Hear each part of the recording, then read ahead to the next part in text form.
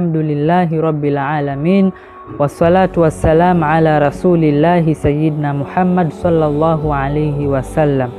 Rabbi shrah li sadri wa yassir li amri wahlul uqdatan min lisani yafqahu qawli. Ndugu zangu Waislamu, leo tunakuja na mada yetu nyingine. Kichwa chake cha habari kinasema huyu ndiye tajiri mwenye bidhaa ghali. Huyu ndiye tajiri mwenye bidhaa ghali. Tunafahamu katika dunia yetu hii, dunia tunayoishi, wapo watu mashuhuri, wanajulikana, maarufu kutokana na utajiri ambao wamepewa na Mwenyezi Mungu. Lakini tajiri tunataka kumzungumzia hapa ni tajiri ambaye bidhaa aliyokuwa nayo hakuna tajiri yoyote katika dunia hii anayefahamika, anayejulikana, ambaye mashuhuri ana uwezo wa kununua bidhaa hiyo. Hayupo tajiri huyu, hayupo mwenye uwezo wa kununua bidhaa ambayo tunataka kuizungumza hapa.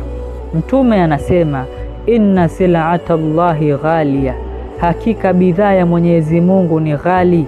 Inna sil'ata Allahi aljanna, hakika hiyo bidhaa ya Mwenyezi Mungu ni pepo.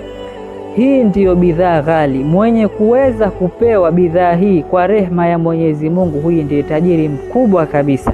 Kwa hivyo yoyote katika maisha haya duniani anapoona maisha yake ni ya kawaida, ni ya saizi ya kati, au maisha yake ni ya chini, au maisha yake ni ya juu zaidi, asione kwamba labda Mwenyezi Mungu amemuonea, au yule tajiri asione kwamba Mwenyezi Mungu amempendelea sana, isipokuwa haya ni maisha ya muda mfupi tu.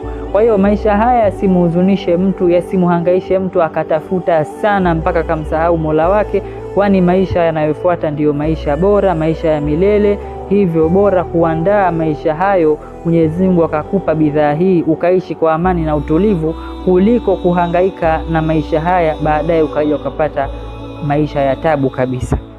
Katika suratul Mu'minun Mwenyezi Mungu anatuambia Bismillahirrahmanirrahim, Qalahal mu'minun, hakika wamefanikiwa waumini. alladhina hum fi salatihim khashi'un, ambao ni wanyenyekevu katika sala zao. walladhina hum 'anil laghwi mu'ridun, na ambao hujiepusha na mambo ya upuzi. walladhina hum lizakati fa'ilun, na ambao wanatoa zaka. walladhina hum lifurujihim hafidhun, na ambao wanazilinda tupu zao. illa ala azwajihim aw ma malakat aymanuhum fa innahum ghayru malumin, isipokuwa kwa wake zao au kwa iliyowamiliki mikono yao ya kulia, kwani hao si wenye kulaumiwa. faman ibtagha waraa dhalika fa ulaika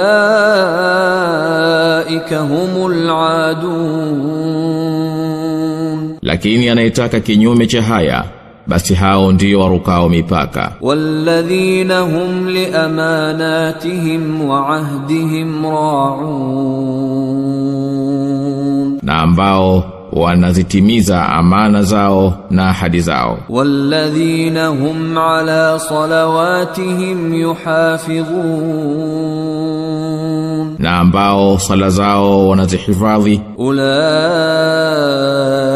humul warithun, hao ndio warithi. alladhina yarithuna alfirdausa hum fiha khalidun, ambao watarithi pepo ya. Haya ni maneno ambayo Mwenyezi Mungu ametuandikia, ametupa ndani ya kitabu chake kitukufu kabisa, yapo katika Qur'ani suratul Mu'minun. Anaeleza sifa za waumini. Hii nimechukua miongoni mwa aya chache tu ambazo Mwenyezi Mungu alizotuwekeza katika Qur'ani. Kwa maana watu wenye kumiliki bidhaa hii lazima waende kwa muongozo ambao Mwenyezi Mungu anautaka. Yeyote mwenye kutaka kumiliki bidhaa hii lazima aende katika muongozo ambao Mwenyezi Mungu anautaka. Hizi ni baadhi ya aya chache tu ambazo Mwenyezi Mungu anazungumzia juu ya wale walioamini. Na Mwenyezi Mungu anapenda kutumia neno walioamini kwa sababu hawa ndio watu rahisi kupokea maagizo ya Mola wao.